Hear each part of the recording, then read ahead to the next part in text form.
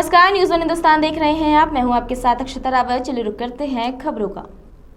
North west district के मुखर्जी नगर थाना इलाके में हत्या के प्रयास की वारदात को अंजाम दिया गया। इस मामले में घायल के बयान के आधार पर दिल्ली पुलिस को पता चला कि आपसी झगड़े के चलते हत्या के प्रयास की वारदात को अंजाम दिया गया है, जिसमें दिल्ली पुलिस ने खुलासा करते हुए बताया कि पीड़ित की बहन के बीच बिगड़ते रिश्ते को लेकर हत्या के प्रयास किया गया। आरोपी शिकायतकर्ता की हत्या करने के लिए आए थे, जिसको लेकर आरोपियों ने उस पर चाकू से वार किए, लेकिन इलाज के दौरान उसकी जान बच गई। मुखर्जी नगर थाना पुलिस की टीम ने हत्या के प्रयास का मामला दर्ज करते हुए आरोपी की तलाश शुरू की। 24 घंटे के अंदर ही मुखर्जी नगर थाना पुलिस की टीम ने 4 आरोपियों को गिरफ्तार किया। आरोपियों की निशानदेही पर वो चाकू भी मुखर्जी नगर थाना पुलिस की टीम ने बरामद किया, जिससे हत्या का प्रयास किया गया था।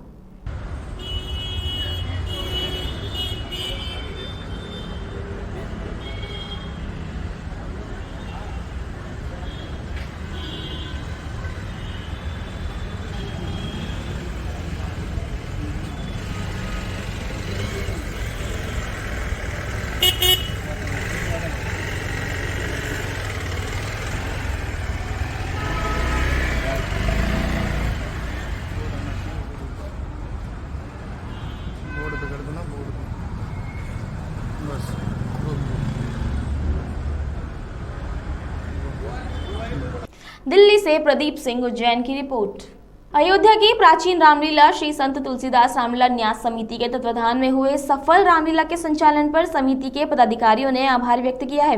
बड़ा भक्तमाल मंदिर के कथा मंडप के सभागार में आयोजित पत्रकार वार्ता के दौरान समिति के कोषाध्यक्ष महंत अवधेश कुमार दास व महामंत्री बाबा संजय दास ने संयुक्त रूप से बताया कि अयोध्या की प्राचीन संत श्री तुलसीदास रामलीला न्यास समिति द्वारा आयोजित रामलीला में भगवान श्री राम की मर्यादा, आदर्श और संवाद पर विशेष ध्यान दिया गया था। लीला में निभाए गए सभी पात्र और उनके पोशाक पर समिति ने भी विशेष ध्यान दिया था। रामलीला का बढ़िया संचालन हुआ है और पूरी दुनिया में अयोध्या जी से एक बहुत अच्छा संदेश गया है, क्योंकि अयोध्या की लीला, अयोध्या नाथ की लीला और अयोध्या धाम से लीला, लीला भी अयोध्या नाथ की है, वो भी अयोध्या में रही है और अयोध्या नाथ की लीला संपूर्ण दुनिया में एक मानवता का संदेश देती है, संपूर्ण जीव मात्र के लिए, प्राणी मात्र के लिए, क्योंकि राम किसी व्यक्ति के नहीं है, राम किसी संप्रदाय के नहीं है, राम किसी जाति विशेष के नहीं है, राम व्यापक है, राम सबके हैं, राम सर्वत्र है।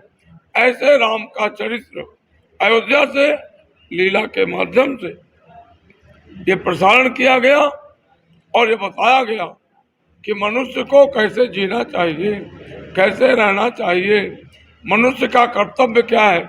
ये सारी चीजें रामलीला के माध्यम से पूरी दुनिया में इस शारदीय नवरात्र के अवसर पर रामलीला के मंचन के माध्यम से अयोध्या से गया है और लोगों ने देखा है और देख करके इस रामलीला को अपने हृदय में धारण करके इस नवरात्र के पर्व पर मर्यादा पुरुषोत्तम भगवान श्री राम की नगरी अयोध्या में श्री संत तुलसीदास रामलीला न्यास के तत्वाधान में ये जो भगवताचार्य स्मारक सदन में रामलीला संपन्न हुआ और उसके साथ साथ भगवान राम का परिक्रमा और जो है भरत मिलाप, सबसे महत्वपूर्ण भरत मिलाप आपने हनुमान जी के सानिध्य में देखा किस तरह से भरत मिलाप का और रामलीला का किस तरह से मंचन हुआ।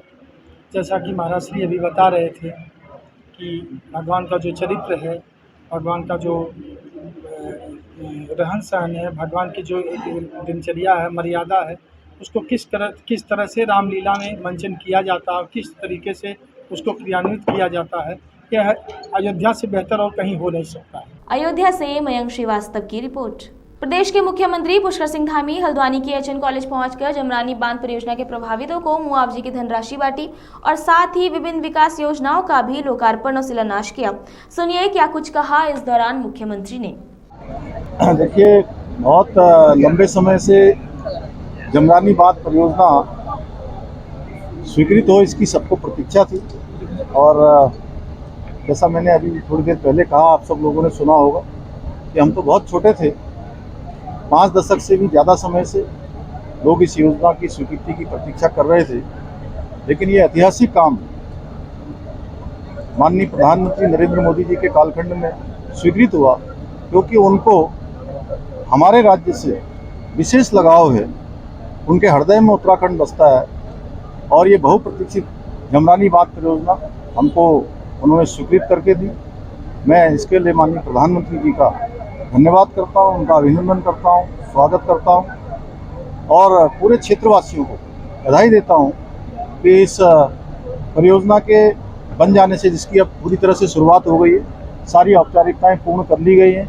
आज जो प्रतिकर राशि है, जो प्रभावित परिवार हैं, उनको बांटने की प्रक्रिया प्रारंभ हो गई है और जल्द ही ये परियोजना को एक लक्ष्य लेकर 2029 तक ये योजना धरातल पर उतरे, इस योजना का काम पूरा हो जाए और इसके पूरा होने से जो आने वाले समय में अगले 25 सालों में, 50 सालों में जो जल के क्षेत्र में जो पेयजल हो या सिंचाई का जल हो, जो एक चुनौती होने वाली है, एक संकट होने वाली है, उसका भी इस योजना के बन जाने से समाधान होगा।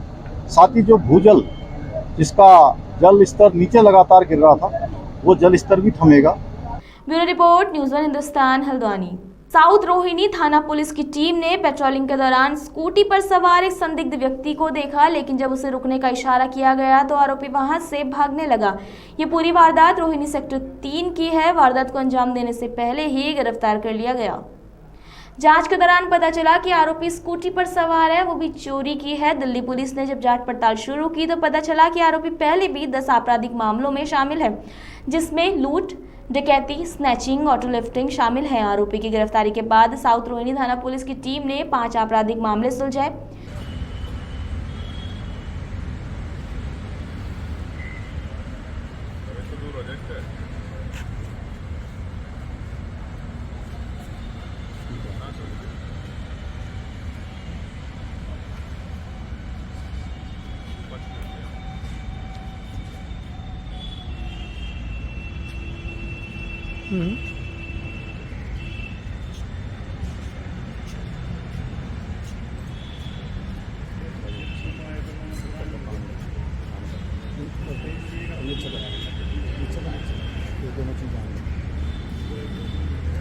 दिल्ली से प्रदीप सिंह, उज्जैन की रिपोर्ट। एयर इंडिया के विमान में बम होने की सूचना से हड़कंप मच गया है। विमान को सुरक्षित एयरपोर्ट पर उतार लिया गया है। इस समय विमान में 139 यात्री सवार थे। एयरपोर्ट प्रशासन ने सूचना मिलने से पहले ही तैयारी कर ली थी।